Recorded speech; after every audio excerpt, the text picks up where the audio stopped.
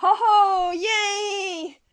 So, Okay. hello! Hi everyone! This is Clarice. And that's, Hey everyone, this is I. yeah!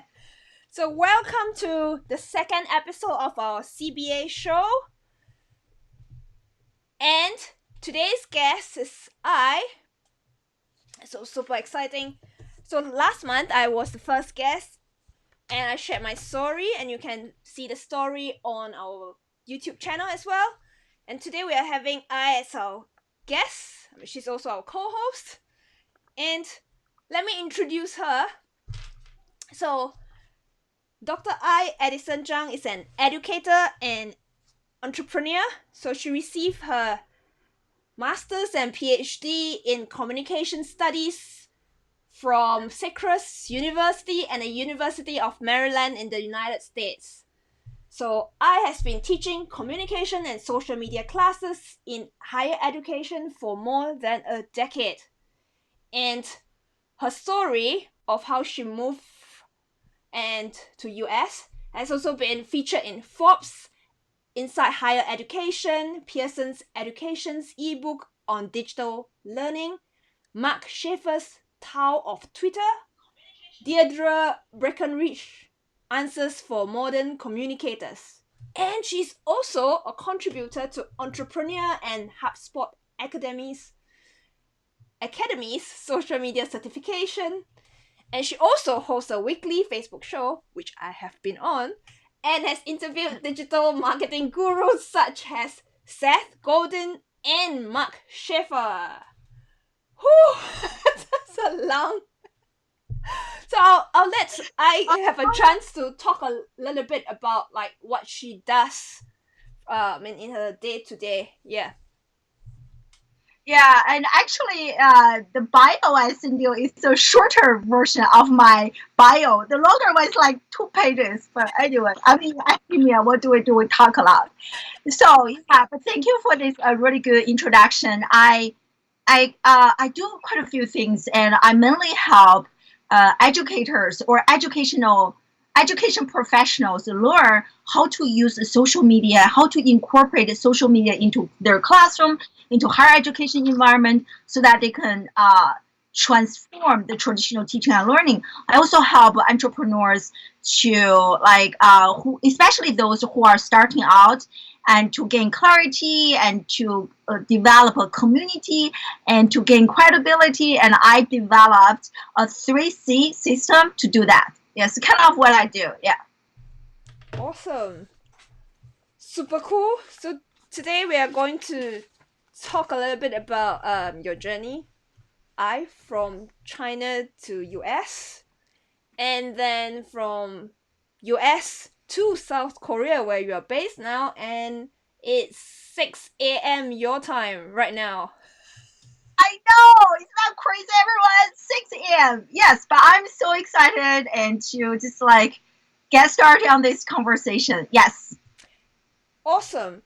So the thing is, actually, I have quite a number of chats together. So the more I know about her, the more I'm just sort of blown away by her dedication and perseverance and her passion in what she does. So today we're going to share a little bit from the story where she started. So I is originally from China in Beijing, am I right? Yes. So what inspired you to make this decision to move to the US? And was it hard for you to make this decision? Yeah, I think for me it was because of the education system in China. At least back then, I don't really know how much education has changed. But when I was a kid, that was like 40 years ago. I'm 40 years old. And I really suffered a lot as a kid because learning was mainly memorizing information and regurgitating information and taking exams. There was no critical thinking, and we were not encouraged to share our personal voices and our personal opinions. Everything was standardized. Even for open-ended questions, everything was standardized. I was just like, I felt like very suffocated as a young kid.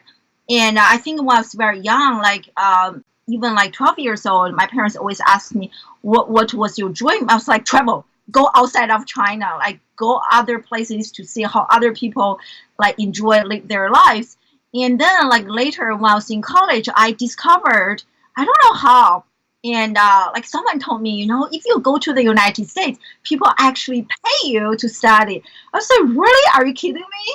I literally couldn't believe that. So I did more research. Back then, the internet was not as strong as today. But I think I went to some prep schools, and like there were some people who got a scholarship to study in the United States and got their tuition waived, and also every month they received some money to survive, like living thing, like I think for just like food and housing or things like that. It was like, wow, that was something I never heard of when I was a kid in China. I was like, okay, what should I do to get myself to the United States? I'm a very driven person, and people said to me, you need to do this, you need to take this exam and that exam and study English. I was like, amen, I'm going to do it. So I did it. I went to a few schools, I took a bunch of classes, and I scored really well. And one thing I was good at was like taking exams. Like many people in China probably could relate to my story. So I took a bunch of exams, and I just, yeah, I came to the United States. I was like, wow, my American dream. Here I am. I still remember the day when I got my visa to come to the United States. It was such a life-changing moment. So that's kind of my story, like leaving China and then come to the United States. Yeah. So you left China when you were 24, right? Yes. Yes. Hey, just want to say hi to, Yes. uh, uh, yeah, Jim. Hey. Hey, Yes. Jim. When I was 20 years old. Yeah. So, what was your first impression when you stepped into the United States? It was so different from my impression of the United States. And again, back then when I was younger, was like in my early 20s, the internet was not, did I even have internet? I don't remember. I think we did, but I was not using it. And my only impression of the United States was from the one and only movie that I watched, which was American Pie. I'm not even kidding. I remember like my college roommates and I, a few other friends, were like in this little room, and I think we got a computer. It was like, wow, this movie was really popular. Let's check this out. So it's like, wow, is that America? So that's kind of like my impression of the United States before I came. And then when I landed in Syracuse, I was like, oh my God, this was so different from how I imagined the United States in my mind. Like Syracuse is just really like I came from a big city in Beijing, very like noisy, like big city, high rise buildings, shopping mall, like millions of people, like just so many people. But in Syracuse, there was like nobody. It just feels like a big countryside to me.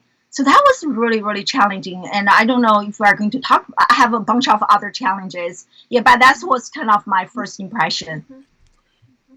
So I remember you told me once before about like when you were in the university, you were talking to some people and then they were telling you about some slang, the what's up story. Can you Yeah, share a little yeah, bit? yeah, definitely. So I think I have never like studied abroad in my entire life.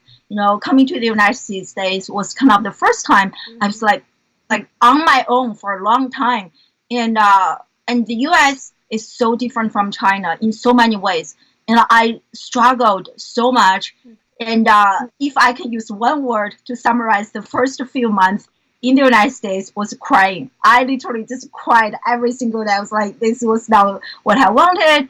So like I think I had like, not to mention I have no friends. I didn't know how to make friends, and I think the biggest challenge was really getting used to the educational system in the United States. Language is a huge barrier. In China, I did study English, like many of us did, Yeah. but the English we learned in China was not how most people speak in their day-to-day life. And also it's very based on grammar and memorizing information. So there were just like so many phrases I have never heard of. I remember one time And one of my professors asked me, "Hey, what's up?" I had never heard of that phrase in my entire life at that point. I literally looked up. I was like, "What's up? Is she talking about something in the sky?" It was so awkward. I could tell, okay, that's not what she meant. And in my mind, I was like, what did that sentence even mean? And she was awkward. I was awkward. It was just like really awkward. So I had to later ask my friends, like, what did that mean? And I just felt like a stupid person. I really felt like very, very stupid. Yeah, yeah. And also on top of that, just socially, I didn't know how to make friends. You know how in China, Mm-hmm. and we do like lots of self disclosure. Like Mm-hmm. when we are trying to make friends, talking about our personal life, like my parents, my life, my study, my friends. We really go deep. We really share lots of personal information. Yeah. And I discovered that's not how people in the United States talk. People in the US, they do not do much self disclosure unless you really get to know this person. And then they start to open up. But if you don't know this person, people don't really open up. But that is very hard for me to make friends because I pretty much I don't know anyone, so I don't have that trust level. So every day my conversation was like, how is the weather? Like very superficial. I just felt like a sense of lost. No friends, nothing to ground me, no friends, and just yeah. So those things, yeah. Yeah, I can totally understand with that. Because even though myself, I mean, in Singapore we do have an English education, but the first time when I came here to London and I was in the company, people was like saying, "How are you?" And then I thought they were really asking me a question, and then I was going to stop and actually ask, "How are you?" And then they just walk by. So it's like, "How are you?" was actually more of like a hi kind of thing rather than an actual asking. So I can understand how you felt. Yeah, it takes a long time to Exactly. sort of get over there. Yeah, so Exactly. really tough. It was my case. I think I had moments like that to make other people feel again awkward, like the person was not actually looking for an answer. But thank God I was good with like EQ. My EQ is pretty high. My IQ is not that high, but my EQ was high. Like when people felt like annoyed, they were not interested in the conversation. I could actually feel it. I was like, okay, I think I just made a mistake here. So it's like really constantly just readjusting your life. Yeah. Yeah, definitely. It's readjusting. Yeah. And did you miss home? Like, did you miss things in China when you were in Yeah, US? left China, when I left Mm-hmm. China, I was like, yeah, I'm like so happy. It's like so good. But actually, I really missed my parents a lot, and I think the first few months, I couldn't eat any Chinese food, or I couldn't like listen to any Chinese music, especially my favorite music, or even hearing other people speak Chinese just triggered so much emotion. Like I just couldn't stop crying and really homesick, really, really homesick. And I think that lasts probably half a year, half a year. Yeah, I Wow. still remember I had a friend visiting me, and she was one of my friends. We were in China preparing for the exam together, and we were just like crying together, I like know that. sharing how much we missed home. Is it especially bad? Like for Chinese New Year, did you celebrate Chinese New Year when you were in US? I think yeah, with a few people, but it's like not a big celebration. Mm-hmm. Given that it's always sometime during the spring semester, Yeah. so I never got days off. Mm-hmm. And also, I was teaching assistant, and that was another struggle just to teach an undergraduate class. I never did any much public speaking in my entire life before when I came to the US. And I didn't know how to teach classes. I always remember before every single class, I literally like wrote out every single word, including hello, including my jokes. I just memorized everything and still didn't work really well. Wow, that's impressive. I would say definitely. I think you also told me a little bit about yourself. Yeah. The when you finally got recognized, your recognition, like you had scripts for your classes, like for each of your classes, and then one day one of your students actually showed your appreciation and came to your office and talked to you. Yeah, yeah. Yeah, I think there are actually, if I think about it, I think the like related to that Mm-hmm. story, which I'm going to discuss in a second, Yeah. is When I was in China, I think it's made a major crisis in my life. And when I was in China, I am like it's my I am the mainstream, right? Everyone looks like me. I'm like in big city Beijing, which is the capital. There are so many things I enjoy that, but I took for granted. I'm like the mainstream culture, but coming to the United States overnight, oh, literally overnight, I became a minority, like from an insider to an outsider, and that happened way too fast for me. I was not mentally prepared. People starting to treat me differently, and I was like, wow, like I didn't feel different, but I saw other people's reactions. So there are a few stories that I just remember. I think they somehow left some emotional scars in my life. I can share with you. So one is this. I think the first semester after I finished teaching, and I was in my office and doing my office hour. And one student, she was so sweet, and she actually made an effort to come to my office. And I thought she has a question related to my class. She said, "Hey, Dr. I just wanted to let you know that I think your English has improved and I can understand you," or something else. And when she said that, I had so much emotion internally, but I didn't know how to verbalize it. I just said, "Thank you." And after she left, I sat on my desk. I literally cried because I was like, wow, like my student came to my office to talk, to tell me that my English has improved. I just feel like I'm so, I bet most students don't say that to other teachers, right? I just feel like, oh, wow, I'm just like such an idiot, right? I didn't know how to even, it's not like this is a tool for me to deliver something more important. But like I'm not learning this tool. I just feel like maybe many of my students felt the same way. This self doubt, coupled with being like an outsider. So another instance is like later also when I was a student, and I remember I had this teacher, and she always made an effort, like telling me and a few other students, like Chinese students, saying that, hey, you guys are from China, English is your second language, this content must be so hard for you. And I just feel like, okay, you don't have to do that all the time.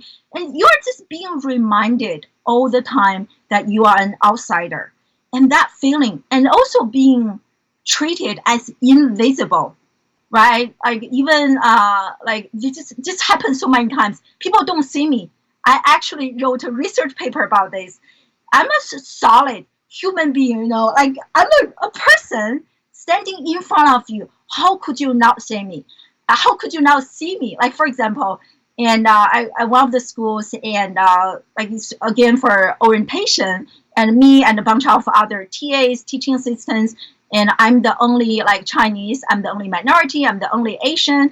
And so this like teacher, he was walking around. He shook hands with every single person. When it was my turn to say hi to me, he didn't see me. He walked away. He literally didn't see me. I had no idea how that happened. And again, like it just like hurt me. And even in Korea, like just a few years, like last year, after we just got here, inside the subway, like people don't see me. They literally, especially when I was with my husband, because my husband is a white, and people just say hi to him. Hey, how are you? Are you from the U.S.? How is everything? Are you adjusting to Korea? And I was standing right next to him. Nobody talked to me. They don't see me. So I just feel like being treated as an outsider, being treated as invisible. Oh boy, it hurts. It hurts so much. Can you imagine the feeling like when you are a human being, and but nobody see you? That was such a awful feeling. And another quick story, and then we can move to the next question. Right after we came to Korea, I started my self reinvention journey, and I have a very dear friend. I really love her, and I learned so much from her. And she, right after I started my reinvention journey, and she blocked me on social media, except Twitter, and kicked me out of Facebook group. And when that happened, I took the blame on me. I said, wow, I must have done something wrong. What happened? This was so bad. And it also like almost destroyed me. I remember there were so many days I was just crying. I just couldn't pick myself up again. So all those instances reminded me on a daily basis that I'm different, and like how like I'm just like so different. I'm invisible. And on the other hand, it pushes me to prove myself. So that's kind of like my like low points and being, and then how those things have kind of helped me. Yeah. I can totally understand about like feeling invisible and in a new country because I had like a similar experience before when came here. So when I was like in an office and I think everyone think that I'm like really young and they don't take me seriously. I think it's also because a bit of the accent in that case when you can't speak the professional or the proper English, people don't quite take you that seriously. So you Oh say, yeah, and sorry to interrupt you. I don't know if you have uh, stories like instances like where people spoke really slowly. Do you understand? Or they will ask you, "Do you know this word? Do you know this word?" I was like, "Okay." Like I do know. Like I don't know how to interpret it. I try to think maybe people are being kind, but at the same time, you are also being reminded that you are different. You are an outsider, right? It, Yeah. I think it depends a lot of whether you're more in the city where people are more global, like they've met more foreigners, so they are more open to it. So they might not do something like asking you. But I think people who haven't been used to meeting foreigners, so they might have this impression that someone who can't speak proper English might not understand certain words. So they just sort of like want to make sure that you sort of understand. Probably not so much in a mean way. Yeah, I'll, Yeah, I think so. Yeah, I think so. I don't think they're trying to. Yeah, but like again, I think maybe I'm just too sensitive about those things. I think I am. Like when time like between me and my husband, when we go out, when things like that happen to him, he probably don't care that much. But for me, I think I just like interpret like way too much, like overthink about those things. I think because in a way I feel different, so I added lots of like personal perception assumptions. Yeah, I think so. Yeah. I think it's a lot. Sometimes it's in the head. Like we already have a preconceived idea of what we think other people are thinking about us, and then we behave Hmm. in a certain way, even though it could have been different in the other person's mind. So you know, Yeah. usually it's of like much better to sort of. I usually recommend to take the benefit of the doubt, be nice, and then we'll see. So Exactly. yeah, so Exactly. you said you've mentioned quite a lot about when you were in the new country, you were struggling with the culture, you were missing China, you're missing the food, missing the buzz of the city. So did you ever think about giving back up and then going back home to China? No, never, never. I think I'm I don't know. It's just like giving up. It's just like I rarely give up on anything. And also, I think I just like I'm a very like driven person, and I share this. I have this. I feel like deep down in my heart, Mm-hmm. I feel like I'm more than how other people perceive me. Very, very, very deep down. And that confidence is like covered by layers and layers of self doubts, not feeling good enough. But deep down, like if I really think about myself, reflecting on my life, I think deep, deep, deep down, I truly believed in myself. And and also like I think coupled with that is this sense of feeling not good enough, not good enough. They coexist. Like deep down in my heart, I knew like I'm more, even when I was a kid in China, like I think education system and even my parents. Can you imagine everyone who is watching this right now that like you never received any validation from your parents, from the school, from the environment. The only thing before I came to the United States I heard a lot in my life was, "You're not good. You're not good at this. You're not good at that." Like my parents, they never told me. Even till today, I'm 40 years old. My parents never said anything like, "Wow, we're so proud of you. And that is amazing. Congratulations." Or, "You are great. You are onto something big." No. So I grew up in, I think that's pretty common in China. In this environment, like just constantly being reminded again that you are not good enough. Everybody else is better than you. Everybody else is working harder, and you just need to do the same. So I think it is bad in a way because it just makes me feel like crap. On the other hand, it also pushes you to. I'm very disciplined. I have very impulse control. I can like control myself really well, and like I have a good habit. I would just keep going. I don't give up easily. So to answer your question, I don't think so. I had lots of challenges. I cried a lot, but like I no, I think it's not my identity. Like when something is not your identity, like giving up on things, it's not my identity, and so it never occurred to me. And there were definitely times that I cried. I feel, oh my god, this is so tough. But I never really okay. I want to give up. No, yeah. And saying that about giving up, what do you would you say is your largest or sort of biggest challenge in the United States? Like when you became like when you took when you become the professor in communications and social media, because previously you were saying like you were not that familiar with the English language, and how sort of like how did you evolve?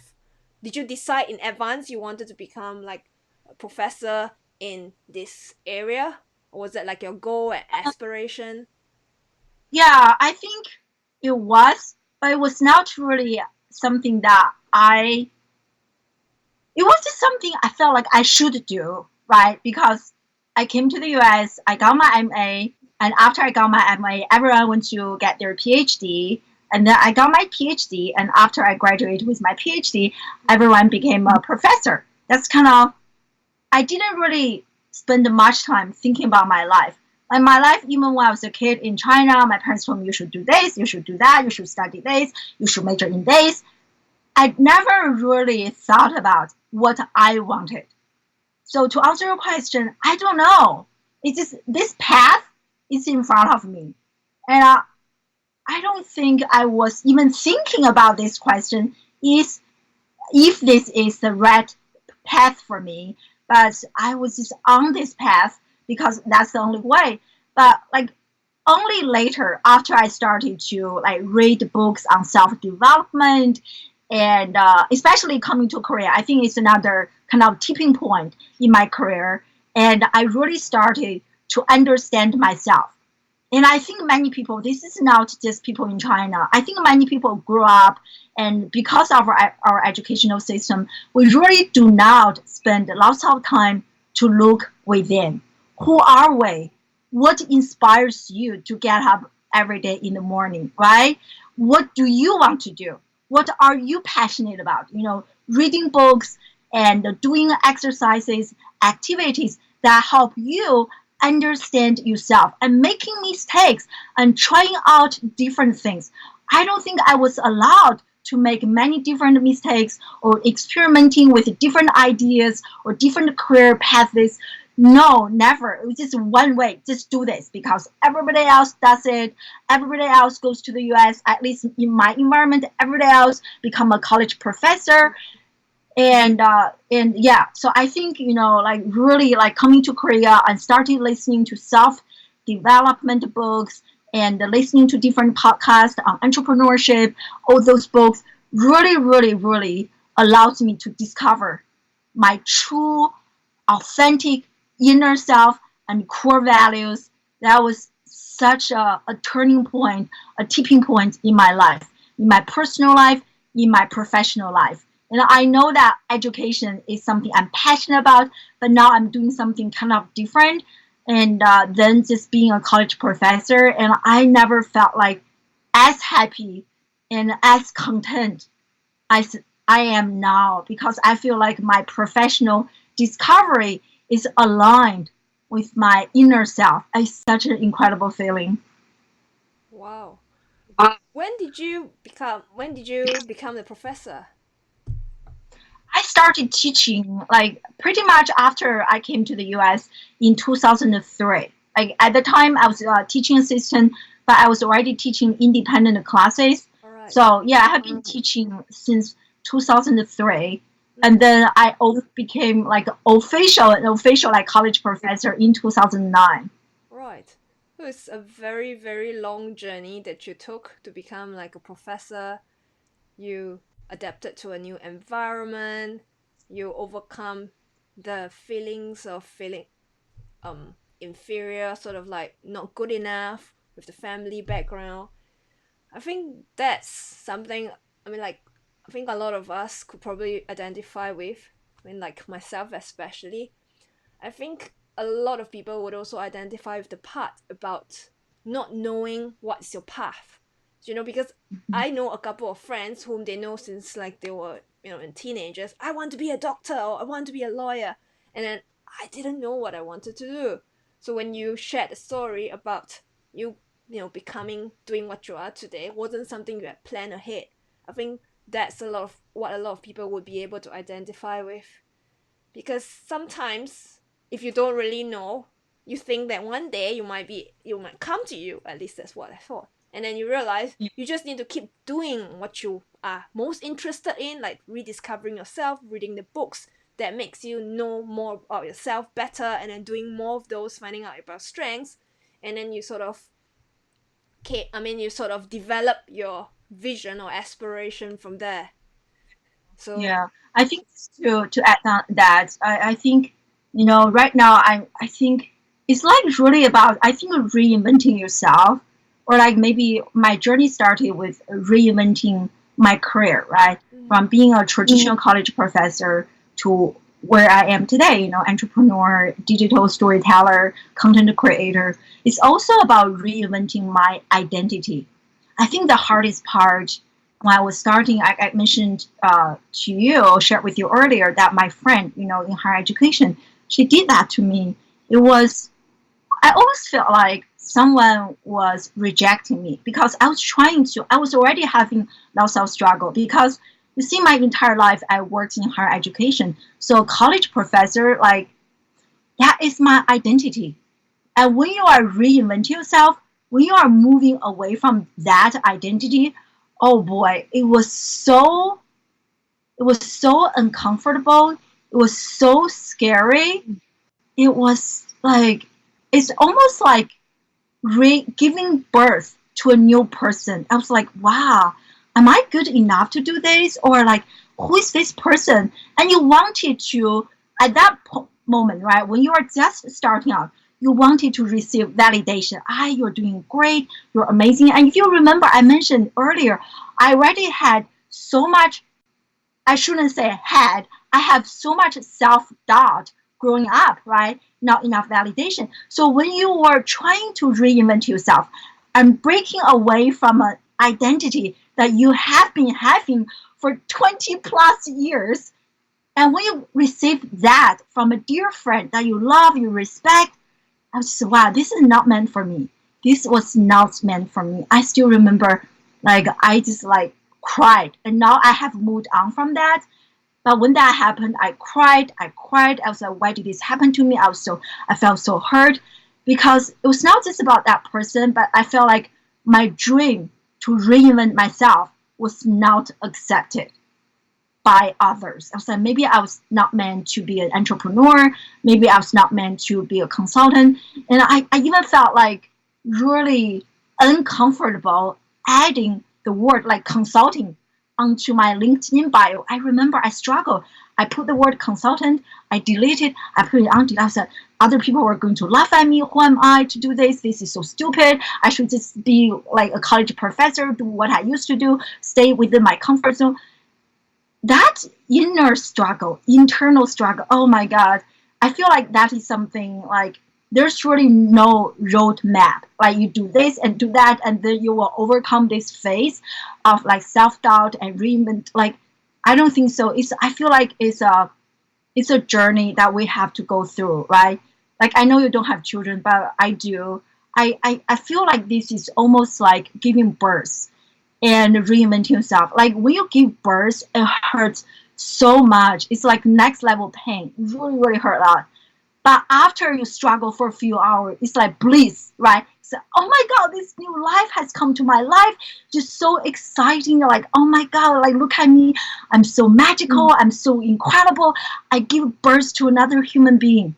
So to me, this reinvention journey is almost like giving birth to a new me. I don't know if this is making sense. It's like I struggle so much. I cry so much, being rejected by a dear friend, and we don't talk. Like to this day, this friend and I, we don't talk. It's just I cherish relationship very much, and this is definitely an emotional scar. And but like after you pass that phase, it's like, oh wow, it's like breakdown and breakthrough. You like you were mentioning earlier, rechanneling my fear. And recently I had the great honor to interview Seth Godin, Yeah. and he also helps me to look at fear, because he talks a lot about fear and resistance.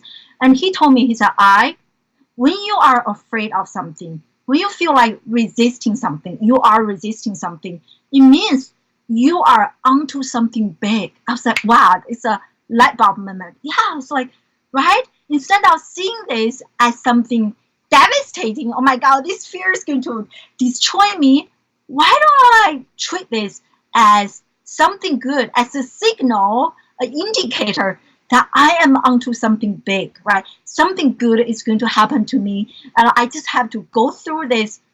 Maybe not necessarily break down, but I just have to go through this, like the crisis or intense moment of this fear, this uncomfortable feeling, and then it's going to be better. It will be better, and then you will have another breakthrough. It's like you just have to. You cannot go to the other end without going through this, right? You cannot have a baby without going through 9 months of being pregnant. You just cannot. You cannot just reinvent yourself, become better you without experiencing the lower moments of you.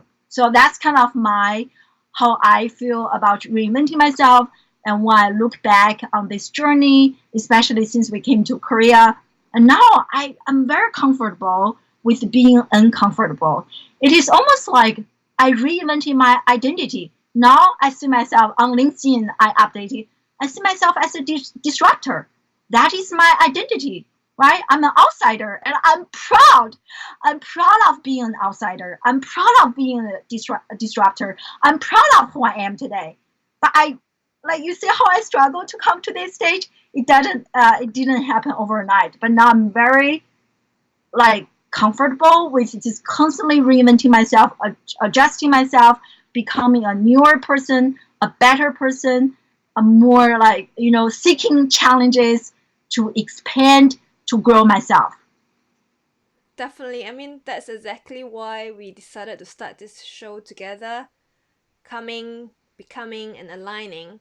And becoming is the stage where we undergo, as your analogy, your 9 months of pregnancy. Yeah, And then when it comes out, it becomes like you're aligned. Suddenly, you're sort of like in this new spot in life, or sort of you're shedding off your old skin, and then suddenly you become a new you. And then you take on a new challenge again, which is coming like to a new place or taking new challenges. Then as you go through the struggles and breakdown, which is becoming and aligning. And that's how our life is about. It's a cycle. exactly. Yeah, each cycle, Yeah, each stage of life. exactly. For me, this reinvention takes longer than 9 months. It's like I think I truly struggled for 1 year. I truly struggled for 1 year. I don't remember if some people watch back my like Facebook videos and maybe even like Instagram stories. And back then, I think there were like a few videos. Like as soon as I really enjoy giving a thanks and appreciation to people, especially those people who have been with me. And I think last year there were so many times when I was trying to give thanks to people. I genuinely say thank you, and there's just so much emotion. There were so many times I just got teary. I literally, I think maybe I even cried in my video because all the emotions of going through this that 1 year, I truly struggled. Like coming to Korea, like really reinventing myself, rebranding myself, and that was my yeah. That year, I truly struggled. But then 2018, it's just so much better. So anyone, if you're watching this, if you are going through a tough time, I have been there myself. But don't give up. Just knowing that at the end of this journey, you are going to have a breakthrough, and you are going to the other side. And when you look back, and I always tell myself at the time, or even today, what doesn't kill you makes you stronger. It is absolutely the case. All the major crises in my life, Yeah, they mhm. led to major transformations in my life, right? I Yeah, can't be where I am today without, even today, like I shared with you, that friend who blocked me on social media. I thank her. If she happened to be watching this video, I want to thank you for doing that to me, because you have helped me to come to a new level, right? All the challenges, the friends who laughed at me, and the professors who doubted me, and the people who didn't see me, and all those people, I want to thank them for helping me become a stronger, a better person, and for coming to where I am today. Even my parents, right? I want to thank them. They never believed in me, or maybe they just didn't verbalize that. They helped me. All those things, they helped me. I think if you can use a different perspective to look at that, it will like channeling self doubt, channeling fear to leverage it to go to like a new level. Yeah. no, definitely. I mean, like, life is full of challenges, and that phrase which you just mentioned, what doesn't kill you make you stronger, is also one of my favorite phrases that I sort of tell to myself whenever I feel like, I've hit bottom. And then there's the other phrase that is, what goes down will eventually come up. So, in a way, like, the downtime is not forever, and you are absolutely right about how you sort of transform. Once you break through the tough period, the challenges, you just become like a stronger person. And no matter what negative experiences you might have, as you've mentioned about the friend who has like blocked you, I think at that point it must be really frustrating, must be really, upsetting. However, once you sort of think about it, it sort of change your perception on certain things, and it makes you like even stronger to take on, to see, to surround yourself more with, the right energy, connecting the right people to help support you Yeah, and grow together. I think that's really, really, yeah, yeah. I think it's like we talked about this, right? One is this is something that nobody can do this for you, right? And you just have to go through this yourself. This is a inner journey. I feel like for many people, like if we want to have like major success in life, career, whatever you want to do to pursue the big dreams, mm-hmm. it everything starts with the internal journey. It starts with the inside. You really have to believe in yourself. I think that's the internal part. At the same time, you also have to do something externally. So for me, I love learning. I love learning. I maybe because I'm in education, and I see myself as a lifelong learner. So in 2017, after we came to Korea, I started this reinvention journey. It's a major tipping point in my career, and like also it was the most struggling year. At the same time, I was like, I need to do something about this, right?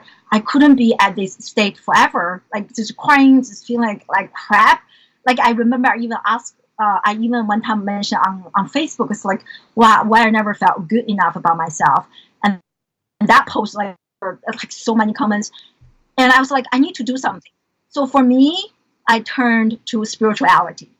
I started like I have been like meditating on and off, and but every time when I suffered a lot, I meditate a lot. So I went back to meditation again, and I really felt like God or like the universe was watching me, and just somehow I discovered like some interesting books and spiritual teachers. I was like, oh my God, thank you. And those books literally saved my life. I was like listening, I think for a month, I was listening to 3 or 4 different books on self development, like spirituality, reinventing self, like just working on yourself, working on our belief system. Oh, it was life changing. It was really, really life changing and empowered me. I felt like empowered. And also, I discovered whatever I was going through, there were so many other people that went through something 100 times worse my personal journey. I was like, wow, you know what? It is so amazing. And this means I'm onto something big, and like I can use those tools and those techniques to help myself to pick up myself again.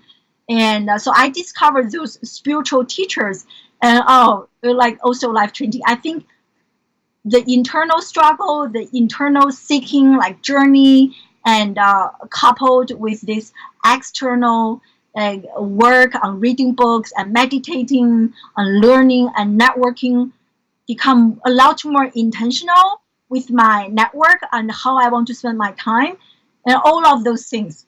I think they really led to some major transformations in 2018 and the year after this like crap year, but at the same time it's the worst year and also the best year because it laid a solid foundation for becoming the person where I'm today.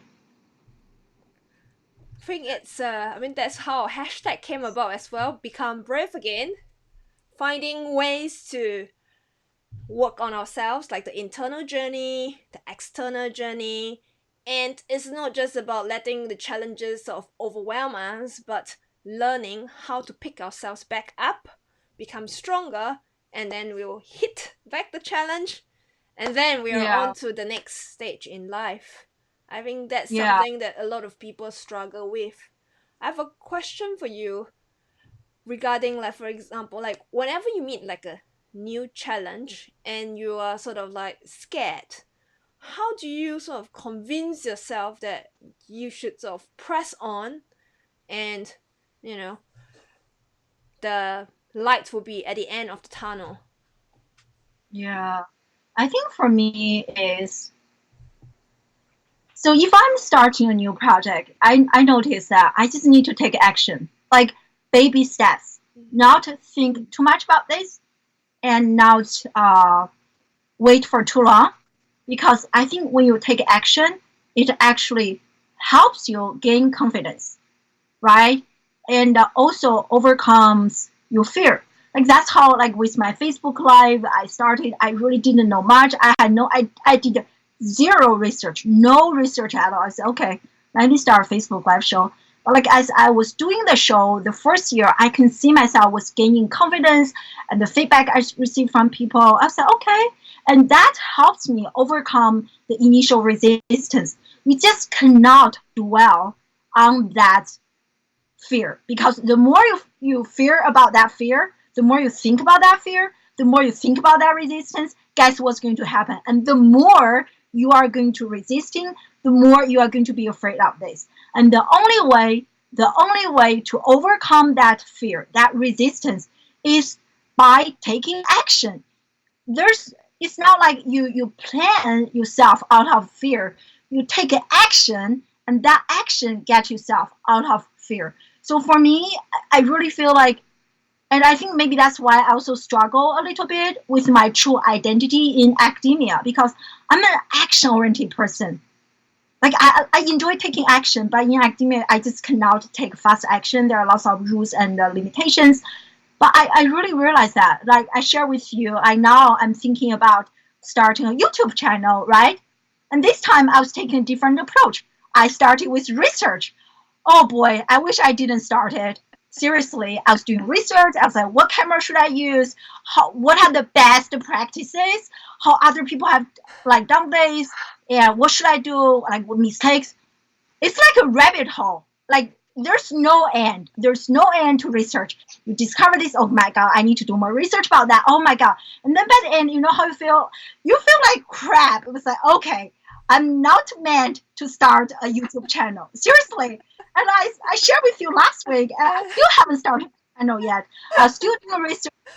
And so learn from my mistake. Just like take action. Start with, like for me, we're talking about live streaming, and start with doing some simple videos or whatever. Maybe if you want to start blogging, but you feel that resistance, I mean, don't start. At least don't do too much research. Know a little bit, but then tell yourself, stop. This is enough. I know enough. I'm good enough. Get started. And then once you get started, you Yeah. will be back. You will have more confidence. There's that momentum to keep you going. So yeah, I just feel like I just need to stop researching And eventually I would just become a researcher about YouTube, right? Not actually YouTube, but Yes. Hi. And I did tell you that you should get started because you are already doing very well in your show, Classroom Without Walls. Everyone loves your show, and you've been getting a lot of people. And, like, for example, the story you yeah, told me about getting Seth Godin up onto your yeah, show, and then he saying yes almost immediately, and then he wanted to have the show recording like the week after, and you told him he was not ready. Tell us a little bit more about how did you decide to actually send an email to Seth Godin, the marketing guru and a yeah. well-known author. Yeah. It was hard. It was hard. Again, like it's almost like I feel like in my entire life, almost like deep down in my heart, I believe in myself. I knew that, like, like I want this, I can do this, but then I doubt myself. So, like, I don't know, but like, yeah. But anyway, so I debated for like maybe 1 hour. I just like whatever. I just send it, right? Yeah. Again, taking action. If Yes. I never took that action, and this interview would never ever happen. So I just took action, and like then after I sent the email, I was like, oh my god, what's going to happen? Then like 10 minutes, 12 minutes later, I got a notification. I was like, oh my god, he said yes. It was so incredible. Yeah. But there's another book I want to mention. And I actually just discovered this book. It is by, I don't know if you knew, there was one a few years ago, and there's one professor, he teaches law at Harvard University, and her name is Amy Chua, and she is a second generation Chinese, and her mom is a first generation immigrant from China, Yeah. and she wrote a book, and she has been like called as this tiger mother, and that's how I discovered her many years ago. But a few years ago, she had another book. She and her husband. It is called The Triple Package. So in that book, they studied why certain races are seemingly doing better than certain other races in the United States, race and ethnicities. And so she discovered that those people who seem to do really well economically speaking, financially, and academically, and they have like three traits. And one is deep down in their heart, they feel they're good, very good, deep, deep, deep, deep down.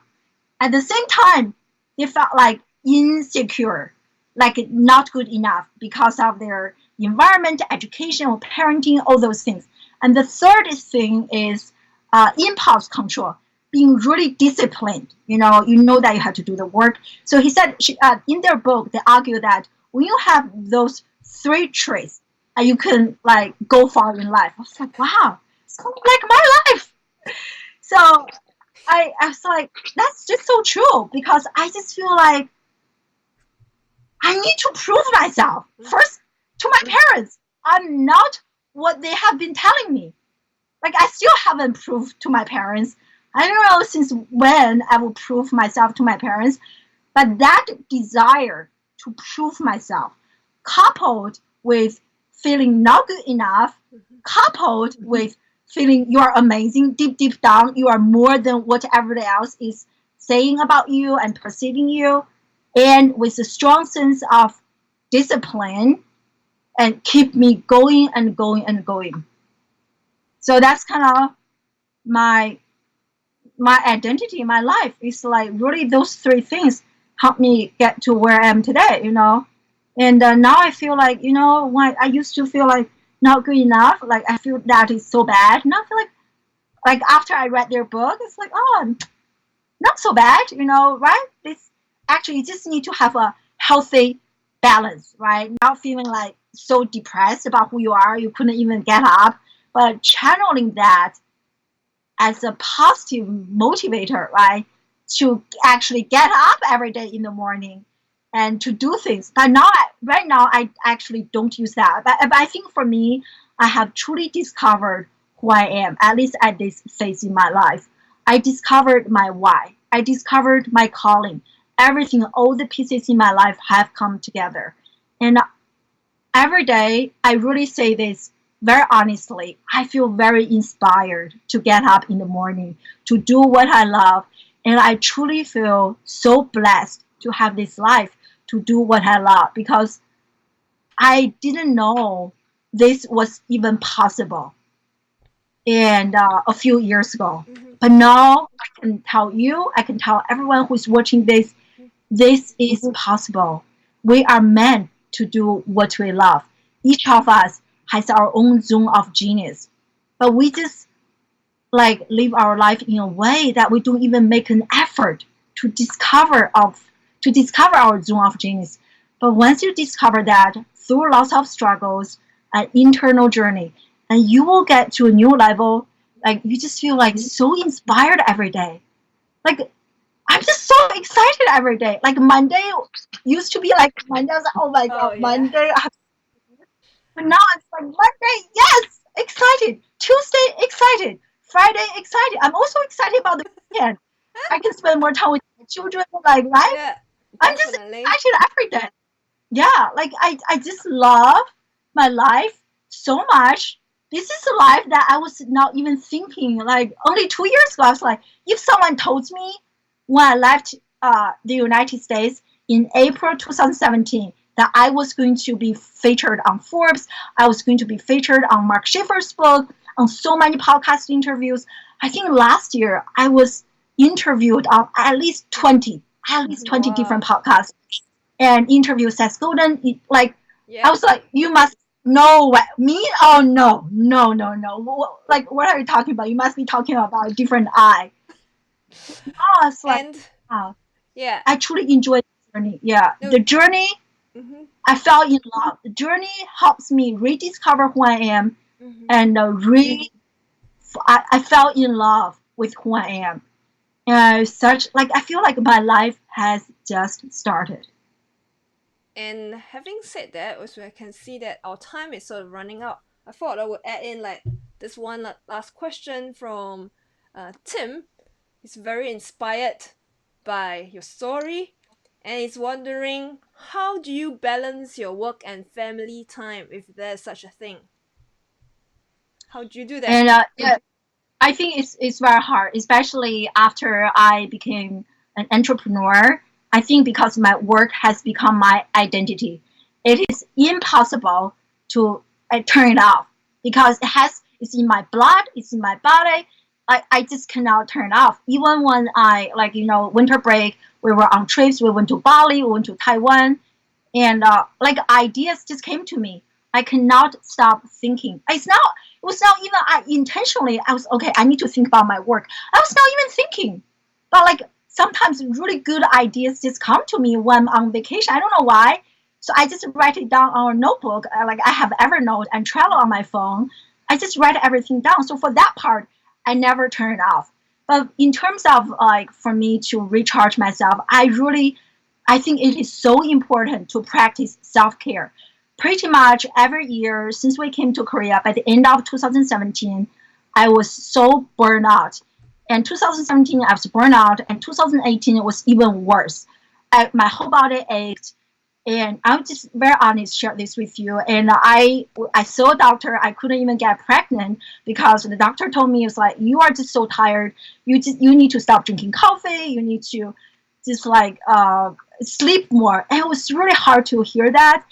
And so I'm really trying my best to take care of myself more and to sleep more. But it's very hard. It is very hard. I haven't really figured this out myself. But what I did is I stopped to like right now I'm working on at least 4 or 5 different subjects. Mm-hmm. So I give myself chunks of time. Yep. Like Monday to Yep. Wednesday, I dedicate like half a day. I dedicate to my full-time job completely, doing teaching research and not researching and teaching my prepping for my courses. And like Thursday, so I have like I work on this project on Thursday. I work on this. I feel like I cannot work on so many things at the same time. So I give myself a chunk of time. This 5 hours, I work on this. Turn off my phone. Don't think about anything, and it really helps me become a lot more productive. And then Friday is my day to write this article. I just this half day I'm just going to finish. Like instead of having a to-do list, have a success list. This is I learned from Do someone and else. success. So Yeah, it's a good tips. like because our to-do list is so long, like small things, big things, everything's on that list. That's just like too much when you look at it. So for me, it's like a success list. Today or this week, there are three big items I absolutely have to finish. And on Monday, I'm going to work on this item. Yeah. Tuesday, I'm going to work on this. Don't think about anything else. That's exactly how I work now. And I feel like that has truly helped me to maximize my hours. And so, yeah, I don't know if that No, helps, but yeah. I think it'll be really, really helpful. And to be honest, I don't really think there is such a thing that you can balance work and life all the time. Like it's always 50-50. I think it's a balancing act. So sometimes you might be better, sometimes you might be not good. So if you're not doing that well, you just sort of pick yourself up and go back to balancing yourself again. I think that's something that I think everybody shouldn't beat themselves up too much if it's not being balanced because nobody has it balanced all the time. So Yeah. we can And also, I think with right now, it's a bit easier because what I do, especially my older son, he's really into. I don't know if I influence him or what, or he was just watching too much of what I do. And he's really into digital storytelling. And my son and I, we just started this project that I'm really excited about. We're going to interview 1,000 children from all over the globe and ask them what is school for, what does school mean to them. So like now I can like so to me that is parenting. That is parenting.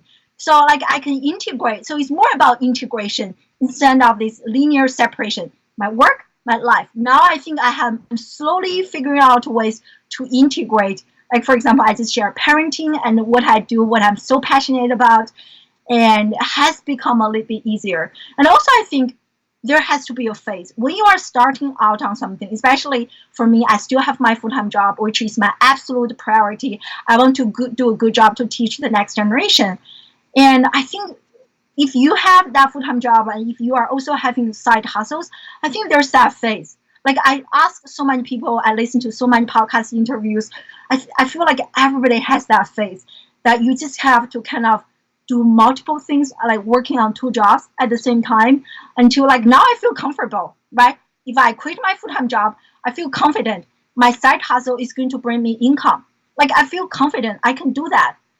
But last year, I was like, mm, I don't feel yeah, comfortable to say goodbye to my full-time job because I don't see any income coming. I was like, but you just need to go through that phase. But now I went through that phase. I also see the importance of self-care. So I think I'm onto a newer phase in my life where I can have a more integrated and balanced life where I can sleep more and eventually hire a team. But I feel like at least like starting out, this is something that I feel like people have to go through. Yeah.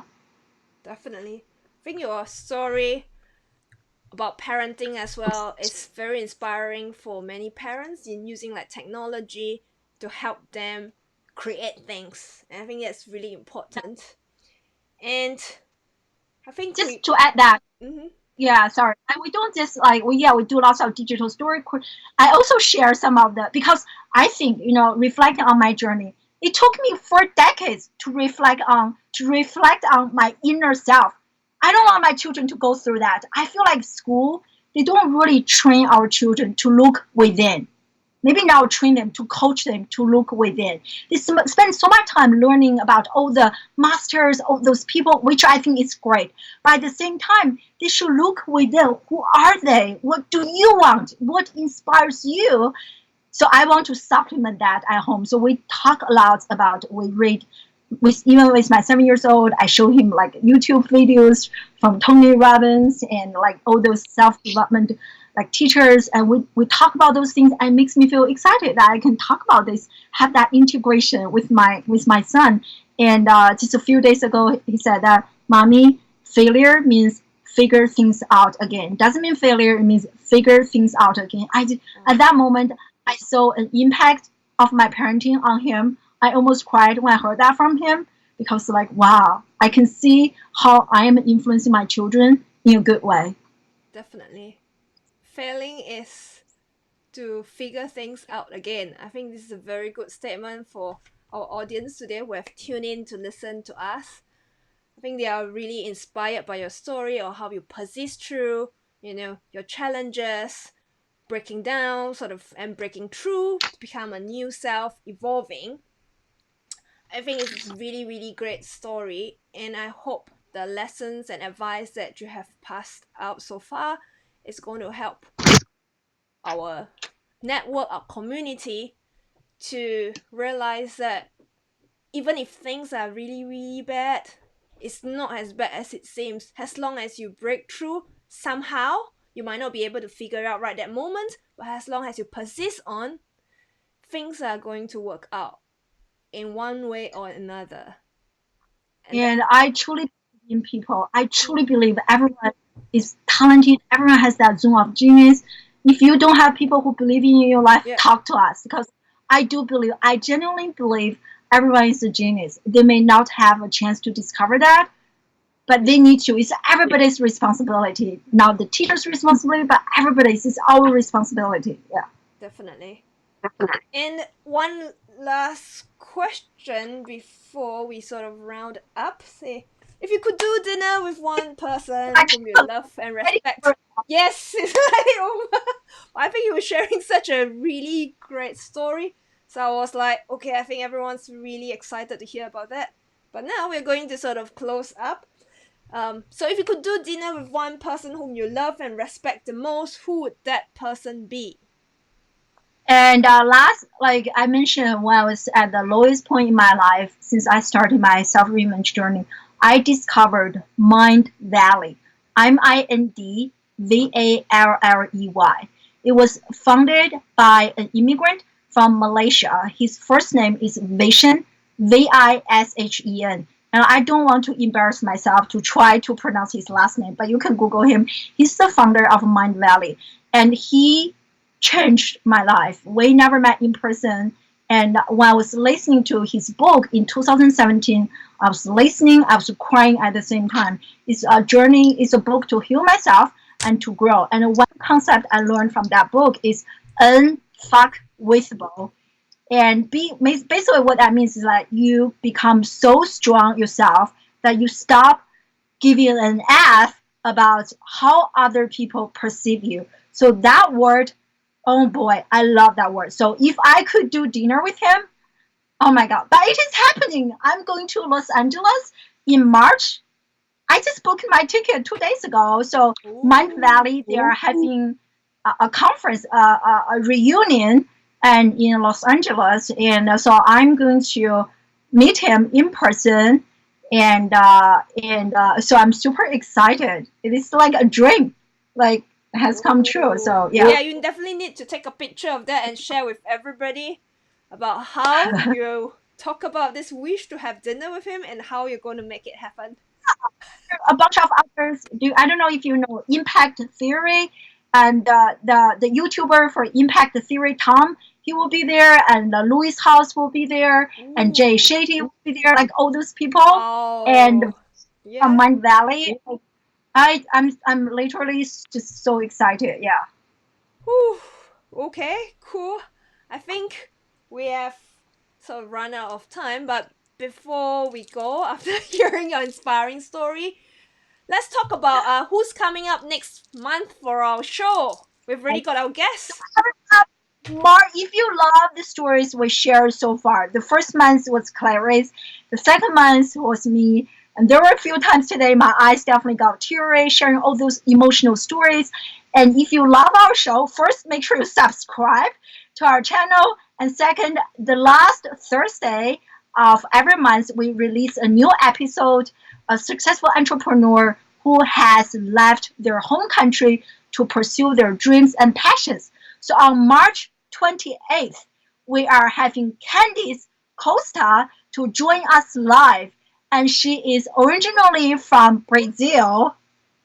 Yeah, that's a picture. We had a chat with her earlier, and this is her. So she's Yeah, going to come right on. yeah. So she's from Brazil originally, and but she's in London right now and has been in London for many years.